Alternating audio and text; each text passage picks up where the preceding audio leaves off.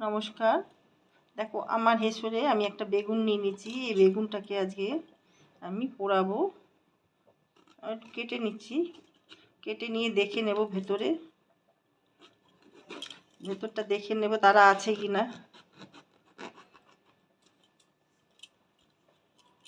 অনেক বড় বেগুন।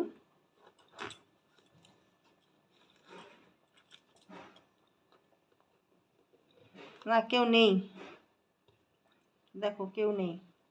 তো এটা আমি একটু সর্ষের তেল লাগাবো। সর্ষের তেল লাগিয়ে আমি বেগুনটাকে গ্যাসের উপর রেখে পোড়াবো। কেননা সর্ষের তেল লাগালে কি হয়, একটা কথা বলি, সর্ষের তেল লাগালে খোসাটা খুব সুন্দরভাবে উঠে আসে। তো আমি এবার গ্যাসের উপর রাখবো। দেখো আমি গ্যাসটা এবার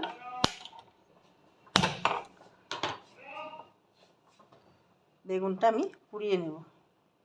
দেখো বেগুনটা আমার পোড়ানো হয়ে গেছে। উল্টে পাল্টে আমি এটা ভালো মতন পুড়িয়ে নিলাম। এবার নামিয়ে নেব, নামিয়ে খোসাগুলো ছাড়িয়ে নেব। দেখো বেগুনটা এবার ছাড়ানো হয়ে গেছে। দুটো পেঁয়াজ নিয়েছি কুচি করে কেটে, মানে লম্বা লম্বা করে। একটা রসুন গোটাই নিয়ে নিয়েছি, আর একটা টমেটো আমি এটা নিয়ে নিলাম। এবার আমি দেব প্যানের মধ্যে তেল।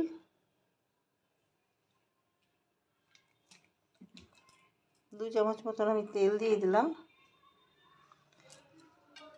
এবার প্যানটা গরমই হয়ে গেছে, পেঁয়াজগুলো দিয়ে দেবো।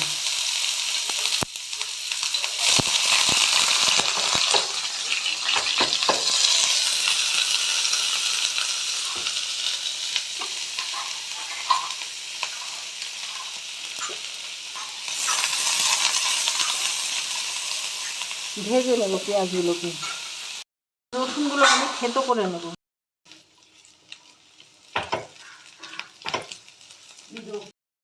দেখো রসুন দিয়ে দিলাম। দেখো ওই টমেটোটা দিয়ে দিলাম আমি।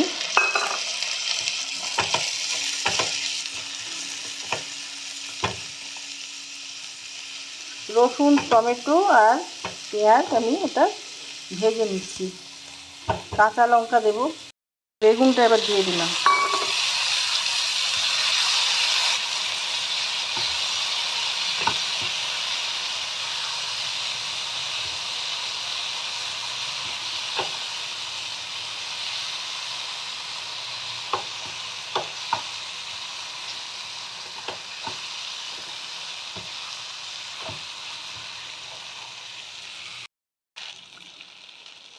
দেখো আমি এবার দিয়ে দেবো নুন পরিমাণ মতন।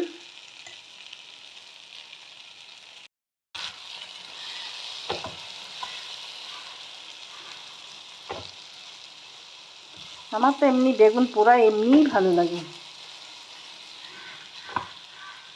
পেঁয়াজ, কাঁচা লঙ্কা, কাঁচা তেল দিয়ে ভীষণ ভালো লাগে ভাতের সঙ্গে খেতে। দেখো কাঁচা লঙ্কা দিয়ে দিলাম।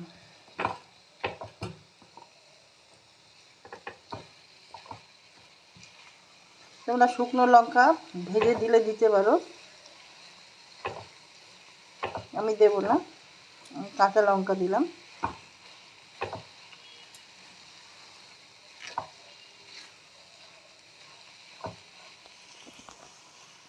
হয়ে গেছে বেগুন ভর্তাটা। আমি এবার দেবো ধনে পাতা। দেখো ধনে পাতা দিয়ে দিলাম।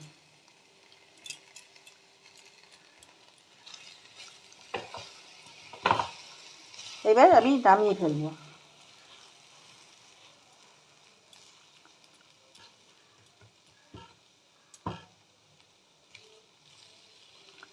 রান্নাটা আমার হয়ে গেল।